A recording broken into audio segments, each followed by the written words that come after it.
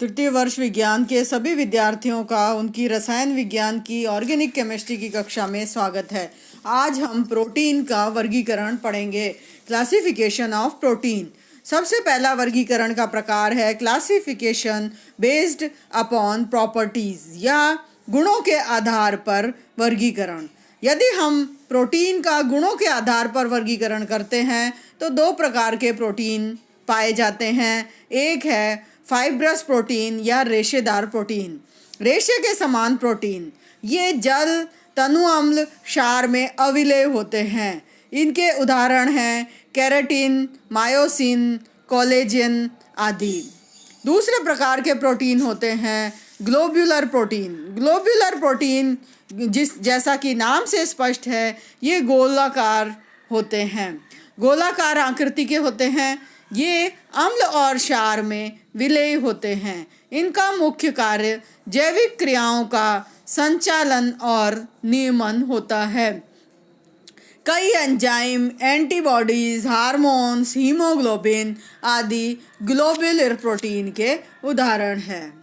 दूसरी प्रकार का जो वर्गीकरण है वो है classification based on the basis of physical properties या उनके भौतिक गुणों के आधार पर वर्गीकरण। भौतिक गुणों के आधार पर वर्गीकरण करने पर हमारे तीन प्रकार के प्रोटीन्स पाए जाते हैं। साधारण प्रोटीन या सिंपल प्रोटीन, दूसरे कॉन्जुगेटेड प्रोटीन्स या संयुग्मित प्रोटीन, और तीसरे प्रकार के होते हैं व्युत्पन्न प्रोटीन या डिराइव्ड प्रोटीन्स। साधारण प्रोटीन या सिंपल प्रोटीन। सिंपल प्रोटीन या साधारण प्रोटीन वे प्रोटीन होते हैं जो कि हाइड्रोलिसिस या जल अपघटन के द्वारा केवल एमिनो अम्ल के अणु बनाते हैं। इनकी विलेयता के आधार पर ये इनकी विभिन्न विलायकों में अलग अलग विलेयता होती है और इनकी विलेयता के आधार पर ही इनको अलग अलग कैटेगरी में वर्गीकृत किया गया है। सबसे पहला जो साधारण प्रोटीन का नाम आता है वो है एल्ब्यूमिन। सबसे महत्वपूर्ण बात है एल्ब्यूमिन जल विलेय प्रोटीन है, यानी it is soluble in water and conjugated. इसकी जो संरचना होती है वो कॉन्जुगेटेड होती है। जब इसको गर्म किया जाता है तो ये गर्म करने पर ये कई बार अवक्षेपित हो जाता है। ये ऐसा प्रोटीन है एल्ब्यूमिन जो प्लांट्स और एनिमल्स दोनों के अंदर पाया जाता है। इसके उदाहरण हैं egg albumin, blood serum albumin, और इसके अलावा गेहूं में पाया जाने वाला ल्यूकोसिन और मटर के अंदर पाया जाने वाला ल्यूगिमेलिन। ये एल्ब्यूमिन ग्रुप के प्रोटीन्स हैं जो कि वाटर सॉल्युबल होते हैं। दूसरे प्रकार के सिंपल प्रोटीन होते हैं ग्लोब्यूलिन।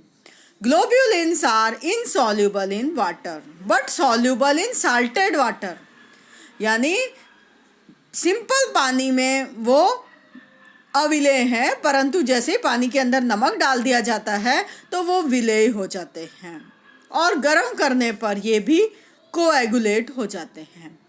ये भी जंतुओं में और वनस्पतियों में दोनों में पाए जाते हैं। इनके उदाहरण हैं ग्लोब्यूलिन इन ब्लड, ब्लड में पाया जाने वाला ग्लोब्यूलिन। एडास्टिन इन सीड्स, बीजों के अंदर जो फलों के जो बीज होते हैं, फल और सब्जियों के सबके, उनके अंदर पाया जाने वाला एडेस्टिन और फैसियोनिन, और ल्यूगिमिनस प्लांट के अंदर ल्यूग्यूमिन। ये सब जो है कौन से प्रोटीन्स के उदाहरण हैं? ग्लोब्यूलिन प्रोटीन के उदाहरण हैं। प्लांट ट्यूबेरिन इन पोटैटो, एमेंडिन, जो पोटैटो है उसके अंदर ट्यूबेरिन जो है वो वाला प्रोटीन ग्लोब्यूलिन है, और इसके अलावा बादाम के अंदर पाया जाने वाला एमेंडिन। तो ये सब प्रोटीन्स जो हैं वो पाए जाते हैं। ये सब प्रोटीन्स जो बादाम में पाए जाने वाला है, पोटैटो में पाए जाने वाला है, और इसके अलावा किसके अंदर? बीजों के अंदर पाए जाने वाले जो प्रोटीन हैं ये ग्लोब्यूलिन प्रोटीन के अंदर आते हैं।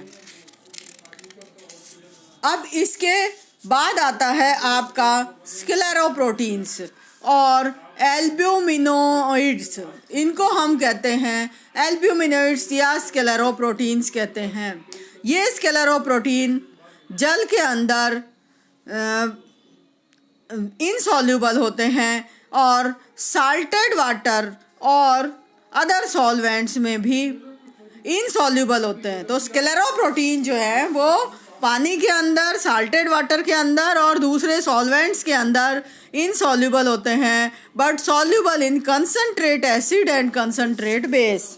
और ये कंसंट्रेट एसिड और कंसंट्रेट बेस के अंदर सॉल्यूबल होते हैं scleroprotein. Scleroproteins are found in animals, a part of their skeleton structure are called as स्क्लेरोप्रोटीन।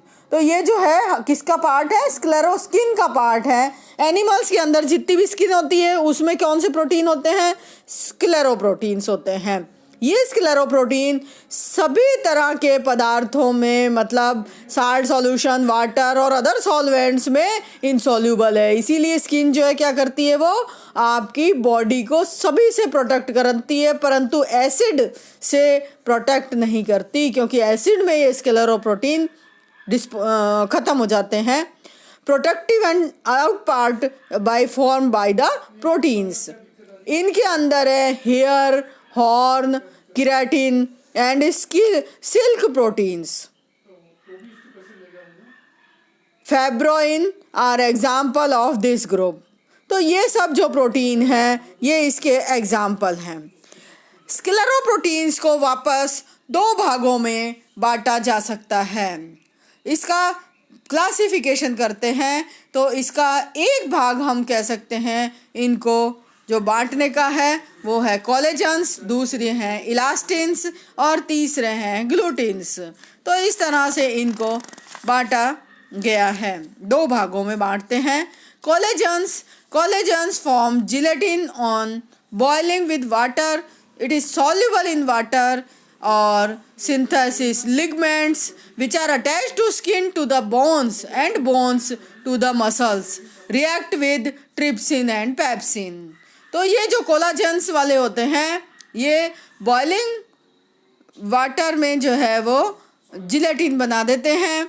इसके अलावा ये जो मेनली पाए जाते हैं वो बोन्स के पास की लिगामेंट्स और मसल्स के अंदर पाए जाते हैं। दूसरे प्रकार के होते हैं इलास्टिन्स, और ये इलास्टिन्स जिलेटिन फॉर्म नहीं करते हैं, बॉइलिंग वाटर में जिलेटिन फॉर्म नहीं करते हैं।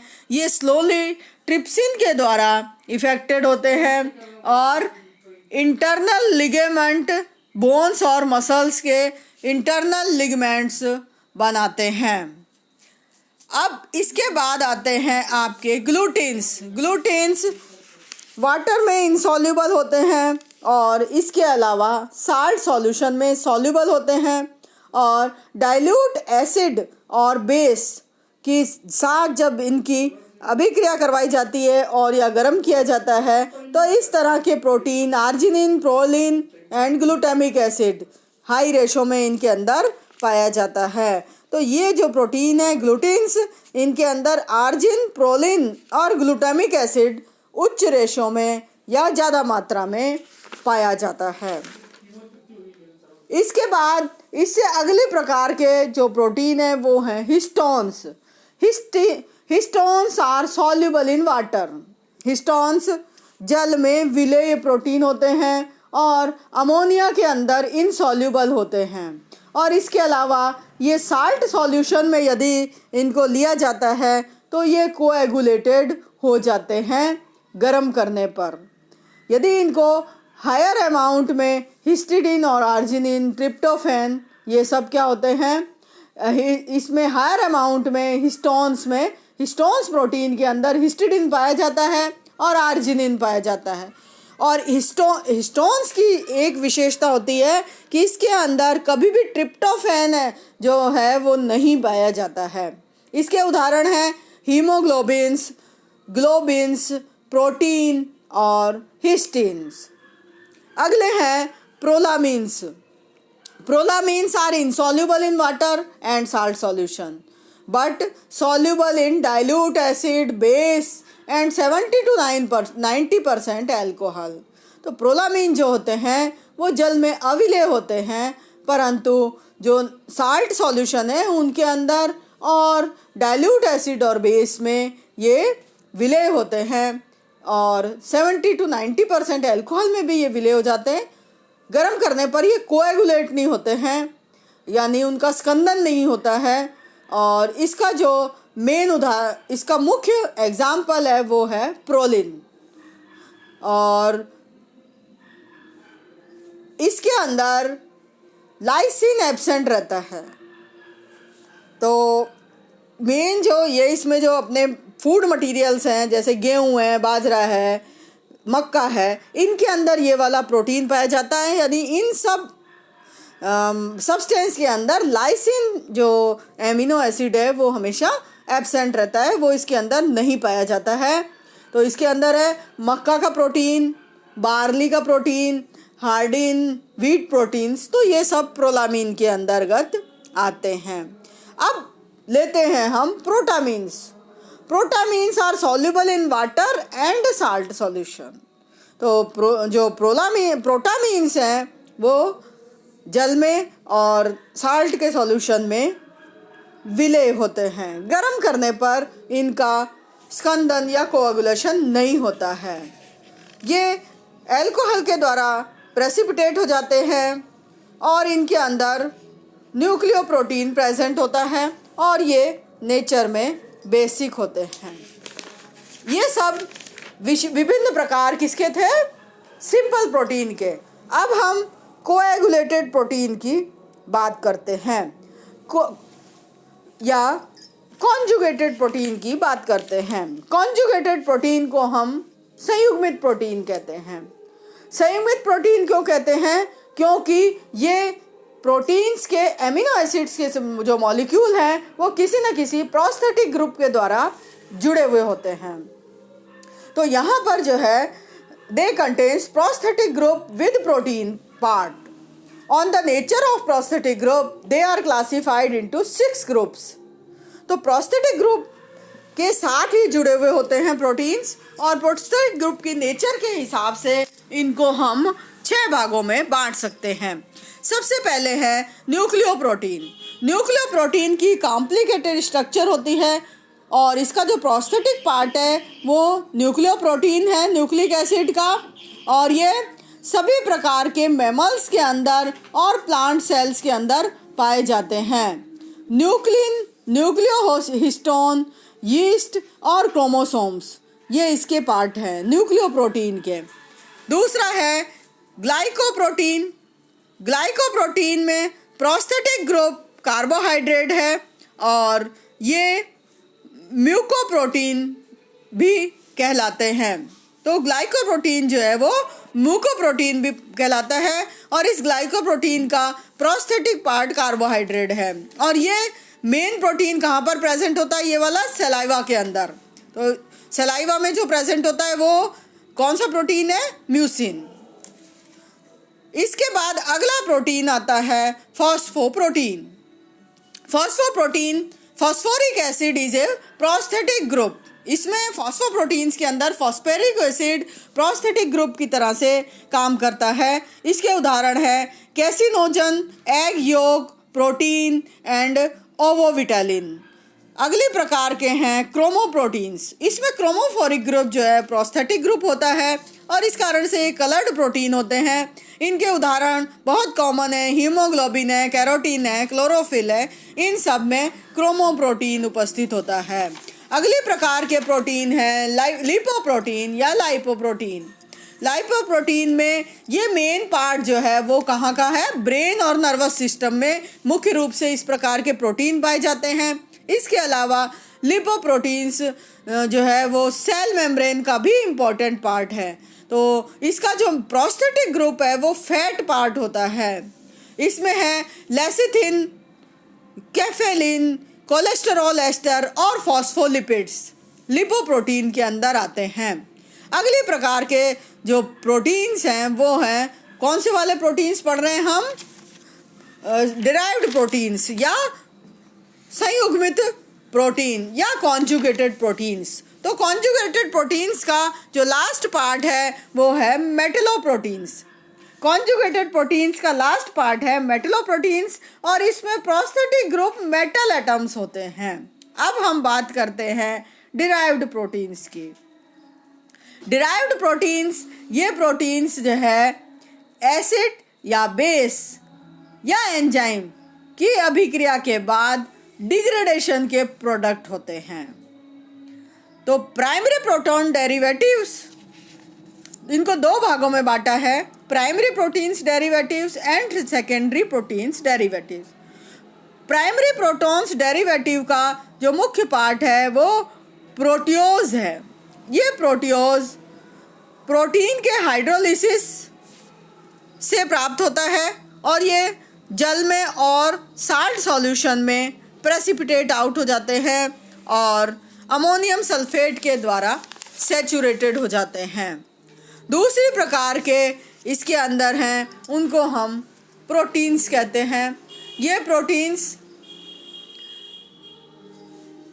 जल के साथ अभिक्रिया से या डाइल्यूट HCl या एंजाइम के साथ अभिक्रिया के द्वारा प्राप्त होते हैं। इनको हम कैसीन और फाइब्रिन कहते हैं। अगली प्रकार के हैं मेटाप्रोटीन्स। मेटाप्रोटीन्स डाइल्यूट एसिड के अंदर या बेस के अंदर सॉल्युबल होते हैं और न्यूट्रल सॉल्वेंट में इनसॉल्युबल होते हैं। इनके एग्जाम्पल हैं एल्ब्यूमिन, बेस एल्ब्यूमिन, सिंटोनिन एंड एल्ब्यूमिनेट। तीसरी प्रकार के इसके अंदर हैं coagulated proteins. Coagulated proteins protein plus alcohol की अभिक्रिया से कोएगुलेटेड प्रोटीन्स प्राप्त होते हैं। इनको हम डीनेचुरेटेड प्रोटीन्स भी कहते हैं। जैसे दूध लिया आपने और दूध के अंदर आपने खटाई डाल दी और उसके बाद जो पनीर बना, तो वो क्या है, कोएगुलेटेड प्रोटीन है और वो डीनेचुरेटेड है क्योंकि उसमें उसका जो है वो स्कंदन हो गया और उसको वापस, ये इरिवर्सिबल रिएक्शन होती है और उसको वापस हम चेंज नहीं कर सकते और उसका जो नेचुरल गुण है वो ख़त्म हो जाता है, इसलिए डीनेचुरेटेड प्रोटीन का नाम देते हैं। एग एल्ब्यूमिन भी इसका उदाहरण है। दूसरा है secondary protein derivative. Secondary protein derivatives में दो आते हैं, जो कि सेकेंडरी प्रोटीन डेरिवेटिव है, प्रोटीन का जल अपघटन करने पर सेकेंडरी प्रोटीन डेरिवेटिव प्राप्त होते हैं और ये इनको अमोनियम सल्फेट से संतृप्त करने पर अवक्षेप प्राप्त नहीं होता है। ये दो प्रकार के होते हैं, पेप्टोन और पेप्टाइड्स। पेप्टोन वाटर सॉल्युबल होते हैं और यदि जिंक सल्फेट या अमोनियम सल्फेट के द्वारा के साथ गर्म करते हैं तो कोएगुलेट हो जाते हैं। पेप्टाइड्स हाइड्रोलिसिस पे एमिनो एसिड में कन्वर्ट हो जाते हैं। एक और प्रकार का एमिनो एसिड का वर्गीकरण है जो कि उनके कार्य के आधार पर किया गया है। स्ट्रक्चरल प्रोटीन या संरचनात्मक प्रोटीन, जो पौधे व जंतुओं में संरचना के निर्माण में सहयोग करती प्रोटीन है, वो सब स्ट्रक्चरल प्रोटीन में आती हैं। दूसरी कॉन्ट्रैक्टाइल प्रोटीन, यानी शरीर में मसल्स फॉर्मेशन में जो हेल्प करती है, उनको कॉन्ट्रैक्टाइल प्रोटीन कहते हैं। हीमोग्लोबिन जो protein works as a hormones, उनको हम हार्मोन्स प्रोटीन कहते हैं। तो जो हार्मोन का काम प्रोटीन करती हैं उनको हम हार्मोन प्रोटीन्स कहते हैं। इसका एग्जाम्पल है इंसुलिन। एंजाइम, जो प्रोटीन एंजाइम की तरह से काम करती हैं उनको हम एंजाइम प्रोटीन्स कहते हैं।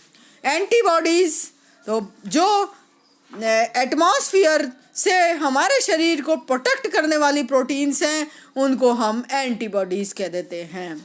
अगली प्रकार की प्रोटीन है ब्लड प्रोटीन, और ब्लड प्रोटीन हीमोग्लोबिन, एल्ब्यूमिन, फाइब्रिनोजेंस, इन सब को हम ब्लड प्रोटीन कहते हैं। तो इस तरह से प्रोटीन का कार्यों के आधार पर भी हमने बहुत प्रकार से वर्गीकरण किया है। तो इस तरह से आपको पता चल गया होगा कि प्रोटीन को क्यों हम बॉडी बिल्डिंग मटेरियल कहते हैं? क्योंकि प्रोटीन इतने महत्वपूर्ण रोल एनिमल और प्लांट दोनों के अंदर अदा करता है, और इस कारण से जब प्रोटीन सबसे महत्वपूर्ण पार्ट है, और इसी कारण से इसका नाम है प्रोटियोस, यानी प्रारंभिक रूप से जो पदार्थ है जो कि पूरे एनिमल किंगडम और प्लांट किंगडम सबके लिए अत्यंत आवश्यक है, उनको हम क्या कहते हैं?